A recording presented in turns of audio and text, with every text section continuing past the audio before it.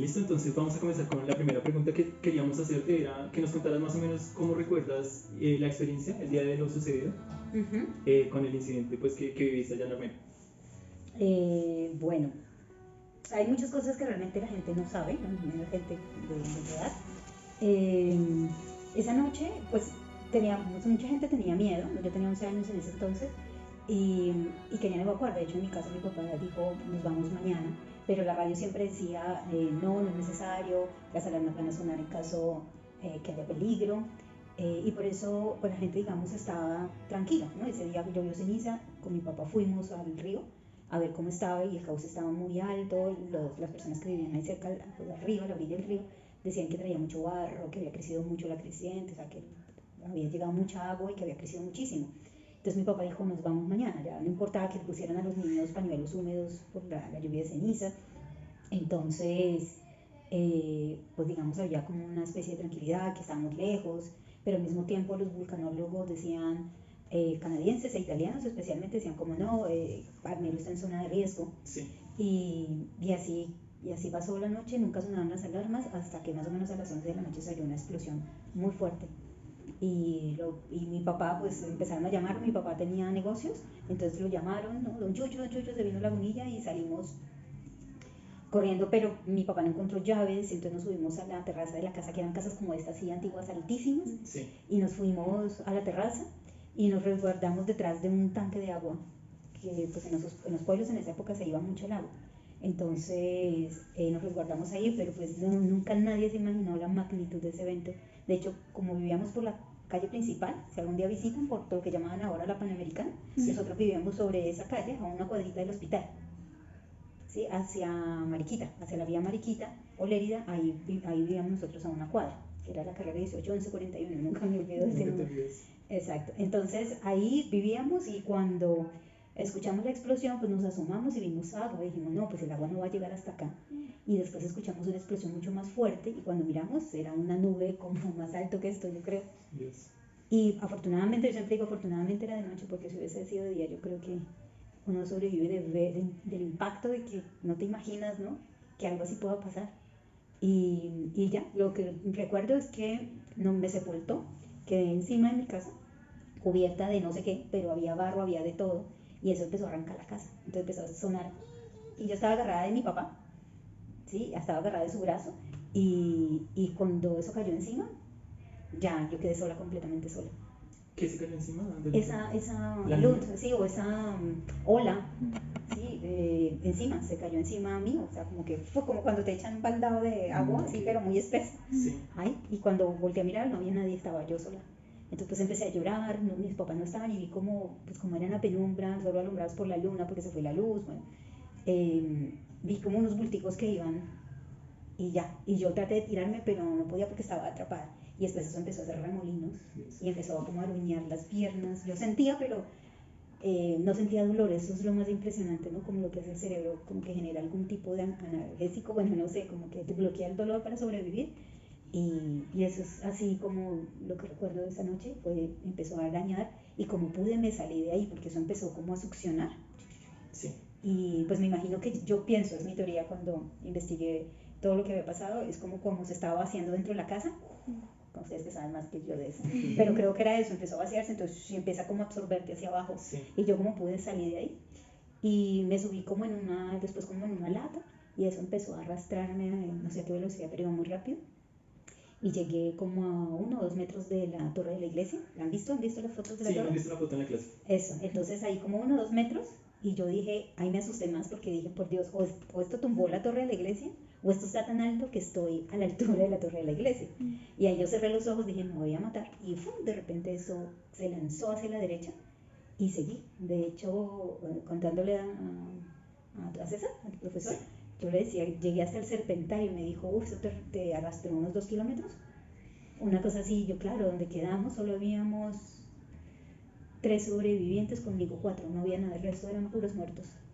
Y eso empezó a arrastrarme, y como Armero tenía muchos árboles, pues muchos árboles quedaban así como inclinados, y yo después logré cogerme de un árbol, de un tronco, y eso empezaba a aruñar la espalda, así, pues todas las ramas, uno pasaba, había partes donde uno pasaba a una velocidad impresionante, y los árboles empezaban de tanto golpe, el árbol me ayudaba a hundirme, pero de tanto golpe de estas olas de barro, llegaba un punto donde los árboles se me volvían astillas, entonces me tocaba buscar otro árbol, hasta que llegó un punto, eso fue así como 3 veces, y al tercer árbol que alcancé, el tercer tronco, pues este se desmoronó y me hundió. Entonces no podía, no encontraba piso para impulsarme hacia arriba y movía las manos y trataba de salir y no. Entonces la presión me hacía entrar barro por la nariz, por la boca, y la boca se me abría. Yo me hacía así, no podía ir, la boca se abría y tragaba barro por los oídos, por la nariz, por la boca, hasta que llegó un punto que no pude respirar. Y ahí yo sentía que me estaba muriendo, o me estaba asfixiando o algo, y ya no, yo dije, no, ya me voy a morir, no puedo salir de acá, estaba enterrada. Y ya sentí como paz, tranquilidad, o sea, ya no sentía nada, ya me resigné a morir. Y de repente esa ola me levantó y me golpeó contra un árbol y ahí se me enterró un palo. Pues sentí, ese impacto sí lo sentí como el cimbronazo así en la cabeza, pero sentí fue como molestia y me quité pero no sabía que se me había enterrado. Ya después con esta se vi que había un agujero así grandísimo acá, todo eso se recogió. Y pues en toda la pierna hay una herida, estaba tajada la pierna, abierta, y el tobillo todo como en el hueso, pero pues no sentía que había algo ahí, pero pues no. Y yo seguí, me agarré de ese árbol y eso poco a poco empezó a calmarse. Después que leí decían que eso duró entre 15 y 25 minutos, no más. Y eso para una eternidad. Además que yo también lo comparo como cuando vacían algo, o sea, como cuando vaciamos agua en un recipiente que hace como todas estas ondulaciones. Sí. Así se sentía. Había un chico que iba enredando un montón de ramas y él me estiraba la mano y me decía, ayúdame, y yo iba hacia allá, y él iba a la dirección contraria, y yo le estiraba la mano y yo, pero yo no tengo cómo ayudarte, o sea, no tenía cómo alcanzarlo, y me parecía que era una pesadilla, era como una cosa de locos eso. Y así la gente gritaba, lloraba, rezaba, otros gritaban que no rezaran, que eso era peor, que eso era la maldición del cura, como ese tipo de cosas así. Que creo que han escuchado de la famosa maldición del cura, ¿no? No, en la época de la violencia. No, sí. Realmente no lo hemos escuchado. Sí, en esa época cuando se peleaban liberadores y conservadores, decían que en la plaza del pueblo había un cura que era liberal o conservador, y pues la oposición lo sacó de la iglesia porque estaba predicando y lo mataron de una forma muy violenta en el centro de la plaza, y que había maldijo al pueblo.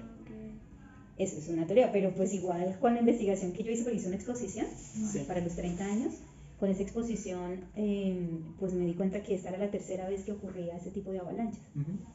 La última, es que no recuerdo ahora los años, la última más o menos fueron 1000 personas, 1000 muertos, y que las pocas personas que encontraron las encontraron colgadas en los árboles. Porque en esa época no había helicópteros, pues no había teléfonos, eso fue, no sé si en el 68. ¿Los sobrevivientes estaban en los árboles? En los árboles, y eso fue, los encontraron una semana después. Lo que queríamos hacer era, ¿qué hiciste en los días siguientes a la tragedia y en dónde te refugiaste? Esa noche, pues cuando paró todo, porque eso era como una pesadilla, realmente como que uno se imagina, no cabe en la mente de un niño de 11 años que algo así pueda pasar. Y pues la noche era como fea, había muchos animales que nos rodeaban, pues que me rodeaban, y empezó a hacer mucho frío, pues al menos un horno es calientísimo, y hacía mucho frío esa noche, y yo me tocaba la piel, y pues como había sentido como todo esto, me arrancó la pijama, de hecho quedé como con la blusa de la pijama así toda deshecha, como a la mitad, sí. Y el pantalón lo arrancó literal, yo sentí cuando hizo así, pues violentamente. Entonces yo quedé acurrucada en el último árbol cuando me tiró, o sea, cuando se me ensartó algo, una rama acá, quedé ahí acurrucada y empecé a tener como visiones. Y después de que entrevisté a muchas personas que habían sobrevivido, varias tuvieron visiones.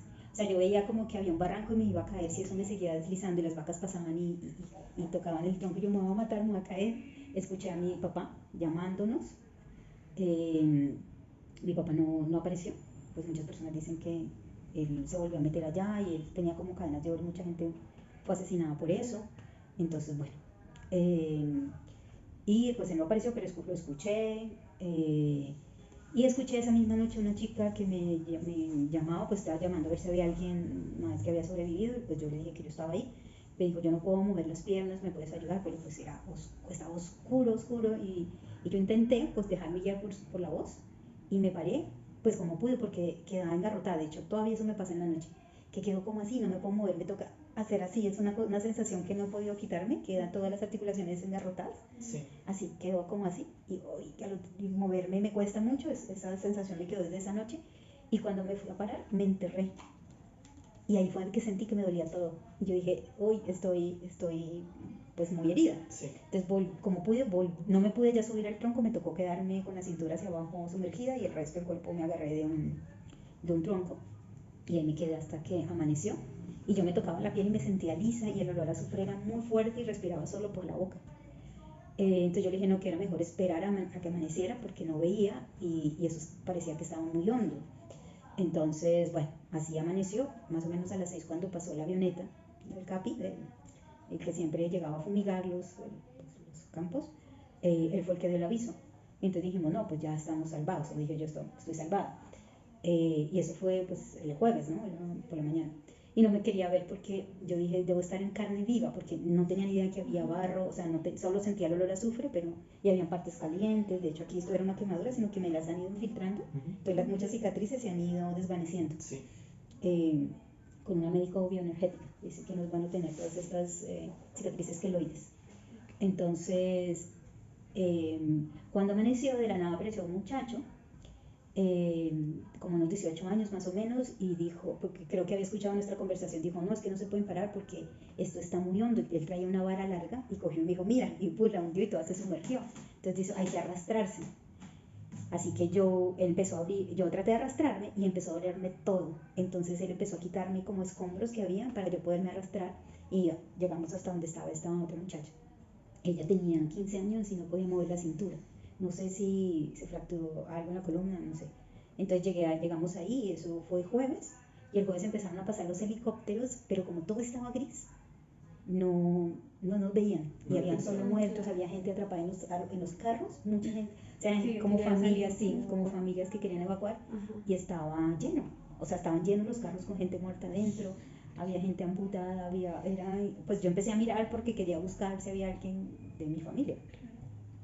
Y pues nos resguardamos debajo de un árbol, pues a campo abierto porque no había dónde más, y el árbol tenía 3 hojitas, y ahí nos quedamos. Y pasó como las 3 y el muchacho que me ayudó a llegar allá dijo, no, yo me voy, porque empezaron a escuchar campesinos como a lo lejos, yo creo que el eco traía las voces porque no se veía nadie, diciendo, no nos van a ver, yo voy a buscar ayuda, y él se fue. Él se fue, él era el que estaba pues mejor, quedamos las dos aparentemente, y de repente salió otro muchacho de un tronco anchísimo, muy grande ese tronco, y él estaba ahí encima vestido con botas, con short, con camiseta, y estaba y dijo, no, así no nos van a ver, y como ya él pasó la noche el jueves y no nos vieron, entonces la muchacha estaba cada vez más débil, y cuando amaneció antes de amanecer empezó a lloviznar, y el que se había ido nos dijo, no dejen que la lluvia les quite el barro porque se pueden desangrar, húndanse en el barro. Entonces empezamos a hundirnos en el barro porque eso se empezó a secar, entonces yo empecé a hacerme así, claro, se empezó a sangrar. Y al amanecer el viernes, igual empezaron a pasar muchos helicópteros y no nos veían. Entonces había un montón de árboles y empezó a lloviznar otra vez, y ella me dijo, no, yo me voy para allá porque tengo mucho frío, porque hacía mucho frío. Entonces ella se fue para allá, y yo, bueno, te avisamos si viene por nosotros. Y ella se fue y dijo, ven, y yo, no, a mí me da miedo porque pues me da miedo algún bicho o algo, y yo sé, si no nos ven, y allá, bueno. Entonces ella se fue para allá,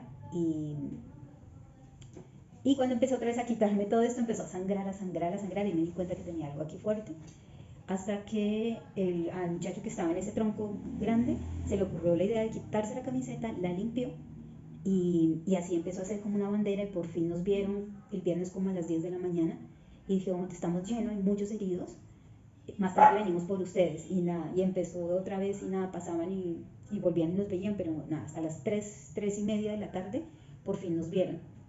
Pues por fin llegó un helicóptero y nos lanzó una cuerda porque decía, no tenemos cómo bajar a rescatar, no hay dónde aterrizar. Claro. Entonces nos lanzaron una cuerda, y él me empezó a arrastrar hasta ese tronco, y ahí fue donde me di cuenta que tenía todas las manos cortadas, me empezó a doler todo, o sea, entre más sentía que me sentía a salvo, me empezó a doler todo, y como pudieron, me subieron. Yo decía como el último esfuerzo, sí. Y me subieron al helicóptero, así. La muchacha no nos volvió a responder, igual le dijimos a los socorristas, allá hay alguien, porque ella debió haber escuchado porque ese helicóptero hacía mucho ruido, y ella nada. y ellos se asomaron, miraron, decían no tenemos equipo para bajar y buscarla, entonces después volvemos. Así nos fuimos y pues cuando iban en el helicóptero eso parecía mentira. ¿Cuántas personas iban contigo rescatadas en ese helicóptero? Estábamos unas 8 o 10 personas quizás, pero de ahí solo salimos 2 sobrevivientes y pues el otro chico que se fue y esta chica, el resto no había gente viva ahí, en donde quedamos nosotros. Entonces de ahí yo vi todo y me parecía mentira, o sea, estaba todo gris y pues en donde había como claro de montañitas o algo así, era lleno de gente herida. Y cuando me bajaron, me dijeron que me bajaban cerca de la herida, porque yo preguntaba en dónde estaba, ¿no? Y ya uno empieza como a desconectarse, como a desmayarse, como el cansancio y todo, entonces me subieron en una camilla y empezaron a correr y empecé a gritar del dolor. Y el socorrista me decía que había muchos heridos, que no podían llevarme más despacio, que aguantara. Y así, cuando llegué, me bañaron a chorro, a manguera y te restregaban porque había que quitar el barro. Y luego, pues me cogieron de pies y manos para lavarme y de ahí, pues me desmayé. Te preguntaban el nombre, fue lo último como que dije antes de que me bañara. Pues di mi nombre, mi edad y ya, pues después del baño me desmayé del dolor y ya después me vi envuelta en una sábana y me llevaban así como un bultico de arroz y me subieron en un bus y me mandaron a Ibagué. Cuando llegué a Ibagué, bueno, un bus nos transportaba hasta un sitio, ¿cómo fue? Sí, y de ahí me subieron en un camión. O sea, nos transportaban como podían. En lo que había. En lo que había. Entonces en un camión habíamos varios así como acostados y ahí ya recuerdo, ya después llegué al hospital, a un hospital, no, creo que era un centro de salud que se llama John F. Kennedy en Ibagué. Y de ahí me dieron una agua panela, pero no podía como recibir comida, no sé, estaba como, no podía comer. Y veía todo y me parecía como todavía como tan raro. Y sé que me revisaron y me mandaron a otro centro de salud que se llama Jordán o algo así. Allá mismo en Ibagué. Allá mismo en Ibagué. Y llegué allá, me revisaron, ahí sí ya 2 médicos me revisaron la pierna, me revisaron acá. Y ya ahí empieza a verlo uno como en las películas, que los ves como grandes, deformes. Y el doctor me dijo, estas heridas están infectadas, no te las podemos cerrar. Hay riesgo de gangrena, fue lo que me dijo, y ya yo me desmayé. Y cuando volví a despertar, estaba en un cuarto aislada, porque había gangrena, pues entonces tenían que sanar las heridas abiertas. Y ya me desperté con suero, ya habían pasado varios días. No sé cuántos días me despertaba con pesadillas y había una voluntaria que estaba ahí siempre, que recuerdo que se llamaba Jacqueline, ella tenía 18 años y era como una voluntaria del colegio, bueno, cuando uno hacía el colegio. ¿Como servicio social? Eso, como servicio social en el colegio, y ella estaba ahí. Y ya más o menos pasó un mes, porque ya era casi Navidad cuando logré despertarme y pues no podía caminar bien. Y ya después yo me quité el suero porque ya tenía los brazos así, tenía que poner como penicilina, un montón de cosas porque pues las heridas no se podían coser. Claro, para evitar infección. Para evitar infección. Entonces ya después como pude, después de ese mes me paré y me vi en el espejo y claro, pues uno se da cuenta cuando la gente entraba, aunque las enfermeras estuvieran, sí, la cara de sorpresa, y era que solo se me veían los ojos y el resto era como todo raspón, ¿no? Menos mal fue, la sanación fue pues bien de la piel y todo eso fue bastante buena. Pero no me reconocí cuando me vi. Y claro, cuando me quité la gasa aquí era una cosa así. Entonces empecé a caer en cuenta, esto me hizo esto y ya. Claro. Ya después empezaron a dar la orden de llevar a los niños al bienestar familiar porque se los estaban robando. Y entonces me llevaron al bienestar familiar. Ahí la pierna todavía, pues yo no podía caminar, me tocaba como caminar arrastrándola. Y pues ahí ya empecé a enterarme más de lo que había pasado, porque habían pues como habían trabajadoras sociales, habían psicólogos y pues no nos dejaban ver periódicos ni noticias, pero pues ya habíamos otros niños más grandes que decíamos pues ¿qué pasó, no? Queremos saber qué pasó, dónde están nuestros papás, y me pasaron una lista con los sobrevivientes y ahí aparecía, solo servimos mi hermano que es un año menor que yo y yo, y aparentemente había sobrevivido también mi papá, pero pues él no apareció, y mi hermano mayor y él tampoco apareció. Entonces así pasó muchas todo. Familias. Sí, y nunca hubo acompañamiento ni psicológico, nada. No, yo me imagino que si ahorita es difícil, me imagino que en esa época era mucho más difícil y complicada esa situación. Claro, de hecho mucha gente dice, pues gente mayor que pues era enfermero, dice que estaría más barato enterrarnos vivos que evacuarnos, porque la evacuación, de hecho cuando hice la exposición hay unos documentos del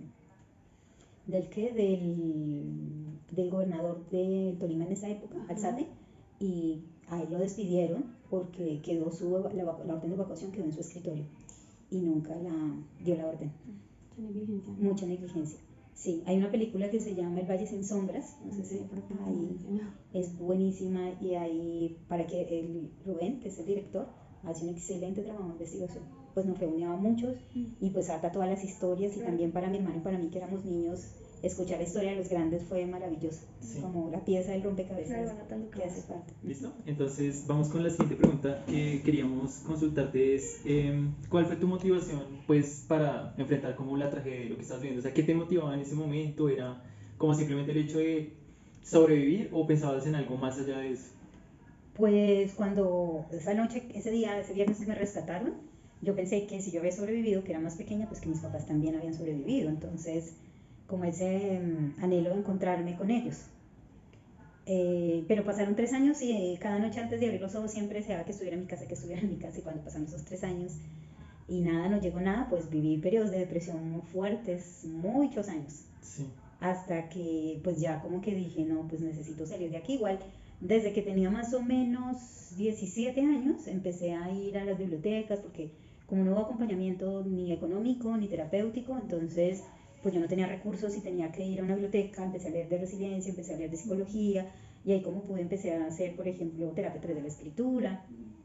Y ya más o menos a los 26, hasta los 26 años, 26, 27 años, empecé, pues que ya estaba, digamos, más estable económicamente, empecé a hacer terapia.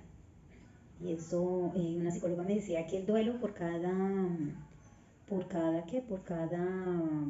ser querido, por cada persona que ha muerto, son 2 años. O sea, que me tardé como, sí, claro, después lo entendí, que tardé más o menos 10 años haciendo duelo y resolviendo muchas cosas, porque después de eso, pues mi familia, porque por parte de mi mamá, por parte de mi papá, pues decían, yo me quedo con Emilio, que es mi hermano, yo me quedo con Claudia, o no me quedo con los dos, cuánto nos van a aportar. Y bueno, eso empezó ahí un debate que fue muy fuerte pues para nosotros, porque pues mi papá tenía muchos recursos y eso decía, ¿no? Como no, ellos están mal enseñados, pues en la casa había empleada y todo, pues pero quedamos en la calle literal sin nada. Después cuando averigüé, alguien había sacado el dinero de mi papá, entonces pues quedamos literalmente pues, sin nada.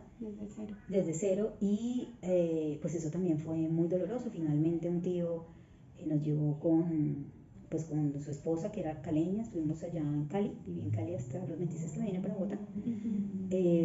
Estuve en Cali, pero fue muy difícil porque mi tío tomaba mucho, sufría acoso sexual por parte de hasta los 14, hasta que me tocó pararlo. Y fue un infierno porque no pude hacer el duelo. Eso fue casi cuando yo llegué a la casa, empezó a acosar. Entonces esto fue la primera vez que lo cuento en público. Pues en el Valle sin Sombras, Rubén pues se dio cuenta, pero no fui capaz porque sabía que esto iba a tener mucho impacto.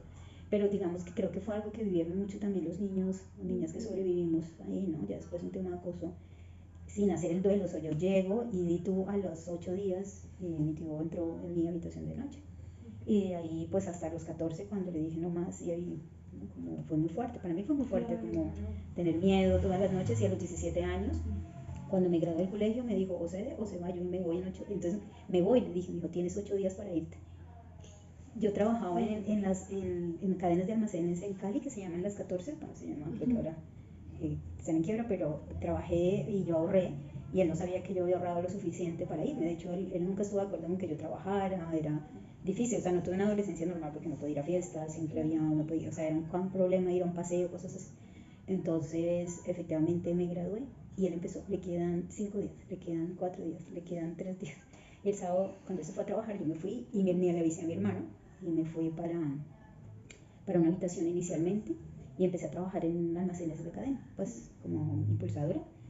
Y ahí empecé a estudiar de noche. Pues empecé con un técnico, luego pasé un tecnológico, y cuando vine para Bogotá, di con una familia pues que ahora son mi familia, literal. No me adoptaron legalmente, pero para mí han sido el apoyo incondicional. Y ahí empecé a estudiar en la universidad cuando llegué a Bogotá a los 26 años. O sea, ¿y Pues, tu hermano se quedó allá? Mi hermano se quedó en Cali. Nosotros, pues yo peleé por una casa, literal, porque habían pasado 7 años y supuestamente el arzobispado de Cali nos había regalado un lote que era mucho más grande, y supuestamente INURBE o Resurgir tenían que hacer las casas, y eran casas completas de 2 pisos, ¿no? Y pasaron 7 años y nos entregaron pues una casa que es o sea, tiene como 4 de frente por, ¿cuánto de fondo? como 6, creo. Mm, Es una cajita, chiquito. sí, es una cajita, o sea, es muy pequeñita y nos Sí. entregaron solo una sala supuestamente comedor, con piso en cemento, todo en ladrillo y sin encerrar.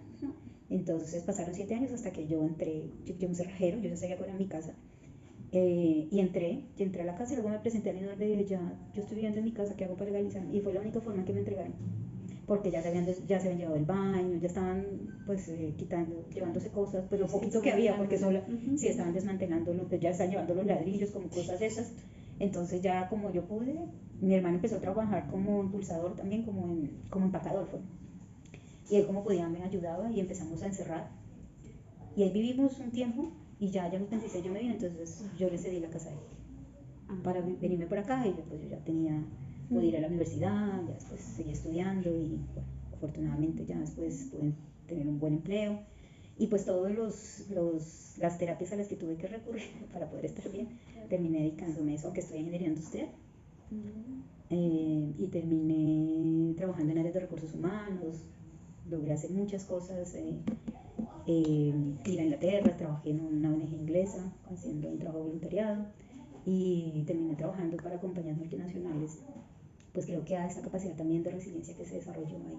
Y pues hace 8 años me dedico a 2014, 26, 27, 29, sí, hace 8 años me empecé a dedicar a esto, pues a todo lo que había utilizado para mejorarme yo, para estar bien yo, terminé dedicada a eso porque no me harté de las empresas, del estrés y no tener vida, entonces renuncié Y ahora tú manejas tu tiempo. sí, abrimos esta casa. Entonces, pues veo que todo lo que viviste al final, pues te construyó como persona y te ayudó a hacer algo diferente de lo que nos acabas de contar, que te aburriste de las empresas y usaste como todo lo que aprendiste personalmente para ayudar a otras personas. Sí, creo que ese es el paso que viene después de que pues he utilizado muchas terapias para estar bien, para estar estable emocionalmente.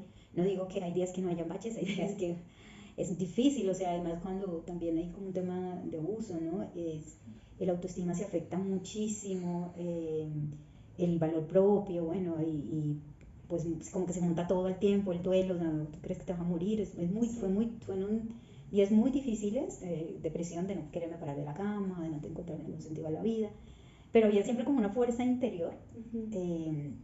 Y me peleé con toda esta idea que tenemos de Dios y bueno, todo eso fue horrible, no quiero saber nada. Y con el tiempo pues empezó a llegar por las personas así, ¿no? Y empezó como esta reconciliación desde otra mirada, ¿no? De la realidad, de quién soy, de qué hacemos acá. Y me empecé a formar como, primero hice una formación como de profesora de yoga. Y esto empezó como esta reconciliación, ¿no? Como con esta idea, con el querer ayudar, ¿no? Con este amor pues por la vida. Hice muchas terapias transpersonal y estuve en la Universidad Nacional un buen tiempo haciendo psicoanálisis, a veces psicoanálisis, y intenté hacer la maestría en subjetividad. ¿Subjetividad y qué? ¿Cómo era que? Y psicoanálisis, pero salió el viaje a Inglaterra, entonces preferí irme y allá tenía la duda si podía o no trabajar con las personas. Y ahí terminé trabajando con una señora con discapacidad cerebral que se llamaba Joana, que ya murió. Y me abrió un mundo de posibilidades distintos, pude ver la resiliencia de otro lugar. En esa época yo trabajaba mucho, entonces estaba muy enferma, me fui también porque estaba muy enferma y ella me dijo, mírame, ella era así como Stephen Hawking, que no, Sí. pero con un cerebro intacto, hablaba o sea, sabía 5 idiomas, entonces español, me decía, mírame, lo único que tienes es tu salud. Y yo llegué sana, o sea, yo estaba o sea, tenía gastritis crónica aguda, estaba horrible, con muchas enfermedades en el estómago, y llegué curada. Sí, con dormir bien, hacer ejercicio todos los días, allá trabajaba 38 horas a la semana. Y pues era sueldo de voluntario, pero pagaban pues bien. Entonces, no, ahí me di cuenta que se podía vivir con poco, que no necesitaba ese estrés de las empresas, pero igual regresé y como ya sabía inglés me buscaron era muy tentador y entré, regresé, pero ya como con otra visión. Y después estuve ahí unos 5 años más y ya renuncié y decidí dedicarme, entonces me formé como profesora de yoga, luego como masajista Thai, que es muy, muy bonito, es como una meditación de dos, con todos estos años de experiencia acompañando a muchas personas, verles la cara, la sonrisa, como dice, wow, esto que es tan bonito, y darles igual, como que para mí esto no tiene precio, yo siempre les digo, verlos con esa sonrisa es el precio más hermoso que puedo recibir. Y empezó como mucha satisfacción a raíz de eso. Y luego también empecé a estudiar astrología. Ay, qué bonito. Y ahí hay un Sí. acompañamiento mucho más, entonces uso todo, el coaching, Ah, la astrología, y ahí se hace un acompañamiento viendo todos los nudos. Con la astrología entendí lo que había pasado en Armero, ¿no? Vi la carta de mi hermano, la mía, como que había detrás de todo eso, y entender la vida desde ahí es otra cosa, ¿no? Como a qué vinimos, empiezan las respuestas y todo eso. Entonces eso me empezó a sacar ya cada vez más de todos estos procesos de depresión. Empecé a estudiar textos sagrados de India, Ajá. textos védicos que hablan del autoconocimiento. Entonces ya ahí para mí fue como, se abrió un panorama bien distinto, y es con lo que acompaño a otros cuando se viven como estos procesos de depresión. También digo, esto no es como cuando tomamos una pastilla para el dolor de cabeza. Sí, es un Esto tarda, proceso. exacto, que cuántos años llevamos con la misma, ¿no? El mismo discurso interno, pues necesitamos casi que el mismo número de años o el doble para deshacernos de esas creencias y esos discursos internos. O sea, que fue como una suma, un cúmulo de muchas estrategias, bueno, procesos a los que te acercaste para poder ya ahora sentir como más paz, ¿no? Y poder tener como el entendimiento de qué fue lo que pasó y de pronto no sentirte culpable o algo así, sino que eliminar como esas culpas de pronto que en algún momento no entendiste, ¿no? Porque tú eras muy niña cuando todo eso pasó. Sí, y también pues como el juicio hacia los demás, ¿no? Como Sí. entender que cuando uno estudia astrología empieza a darse cuenta que cuando uno ve muchas cartas, uno dice, pues es que tú puedes ser ambientalista, puedes ser abogado, pero hay una línea que es ir hacia ese autoconocimiento, yo lo llamo espiritualidad, que finalmente es saber quién eres, ¿no? Y qué haces acá. Y todas las cartas se enfocan hacia eso, hacia que nos dirijamos desde el corazón y no desde de lo que nos dicen las creencias, lo que nos dice la sociedad en búsqueda del éxito, de la zanahoria que nunca alcanzamos. Y pues hoy en día por eso hay tanta gente enferma, mucha gente, muchos consultantes de los que llegan están perdidos, y uno ve una carta con talentos, no sé, en escritura, con talentos en comunicación, y haciendo algo que no, estoy administrador y tú que siempre habías querido estudiar, no, yo había soñado con ser músico, hice una carta espectacular, o inclusive no, yo soñé con ser deportista, ¿y qué haces haciendo administración? Entonces ahí hay una desconexión porque nos dejamos guiar más por lo que pasa alrededor, lo que El nos dicen. contexto social. Exacto, más que por lo que nuestro corazón nos dicta. Okay. O que me da más dinero, yo caí en eso, ¿no? Yo siempre quise estudiar psicología, pero pues en esa época cuando mi tío me la puso tan difícil, yo iba a entrar al valle, tenía el puntaje, tenía todo para entrar, pues dije, no puedo estudiar de día porque ¿quién me mantiene? Entonces terminé estudiando ingeniería industrial y dije, bueno, ¿qué será lo menos aburrido y que me paguen bien? Y que me generara un reto, ¿no? Porque la vida termina siendo un reto, o termino cubriendo las frustraciones de mis padres, ¿no? También eso se ve ahí, entonces uno empieza a ver un panorama distinto. Claro. Hasta que ya ahorita estás en lo que sí, claro. te sientes al 100. Claro, exacto, cuando uno siente como que no se va. siente. Exacto. Sí, de hecho cuando estuve en Inglaterra fue ese primer paso porque ella estaba casada, entonces el esposo es sacerdote de la iglesia anglicana, y me dijo, tú trabajas muy duro. Yo no siento que trabajo, es una delicia. Trabajar con yo. Es el sueño de todos. Sí, era un disfrutar, o sea, era ser sus ojos, su boca, su voz, ¿no? Porque había que interpretarlo. Ella hacía puro deletreo, y pues no todo el mundo allá sabe deletreo, entonces había que armar las palabras y traducirlas, porque ella hacía con una letra, apuntaba en un tablerito, como con letras, entonces uno tenía que armar la frase y decirla, y así, cuando hablaba con alguien que no sabía bien de letreo. Entonces fue un trabajo muy, muy bonito y muy revelador. Muy revelador. Yo creo que la enseñanza que te dejó todo esto, pues creo que ya nos la dijiste, es como ese autoconocimiento y el hecho de que al final o en este momento estás haciendo lo que te dicta tu corazón y tu interior, y no pues como de pronto lo que te iba a dar más dinero.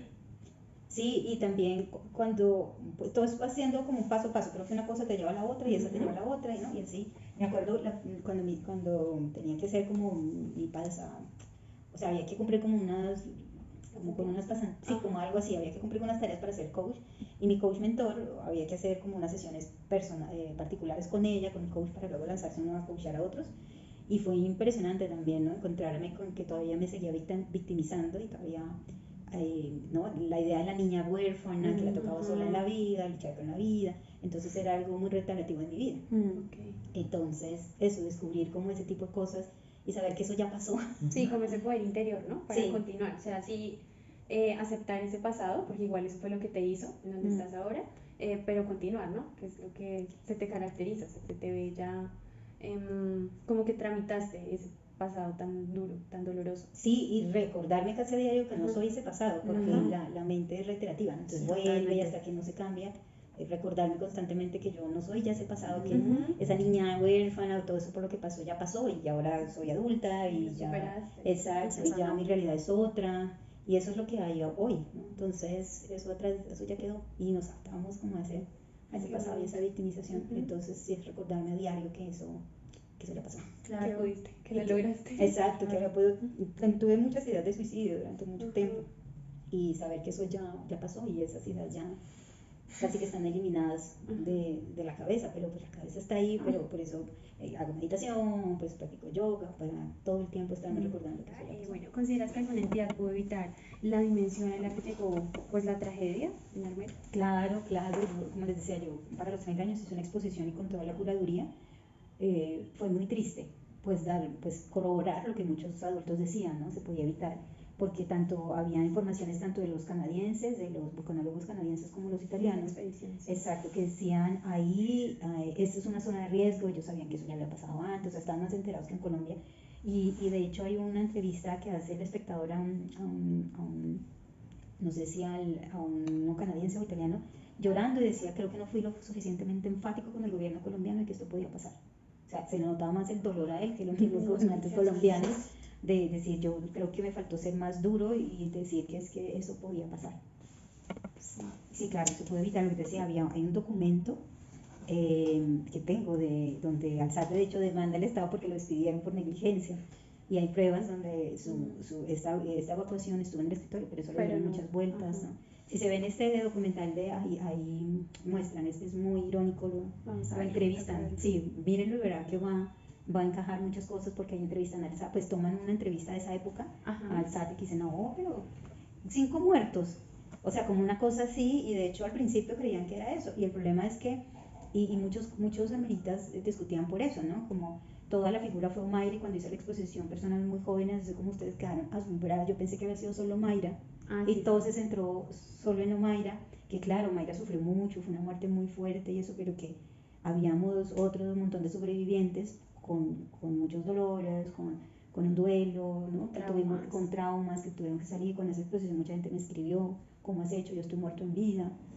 amigas que todavía, pues personas que conocí, que todavía están casi 40 años después anhelando que su mamá llegue, que su papá aparezca, sí, y yo la exposición la hice pensando en eso, necesito hacer un cierre, necesito hacer un entierro simbólico para deshacerme de eso. Y eso era mostrando los muchos rostros que quedaron ahí también, ¿no? Claro. No solo Mayra, sino...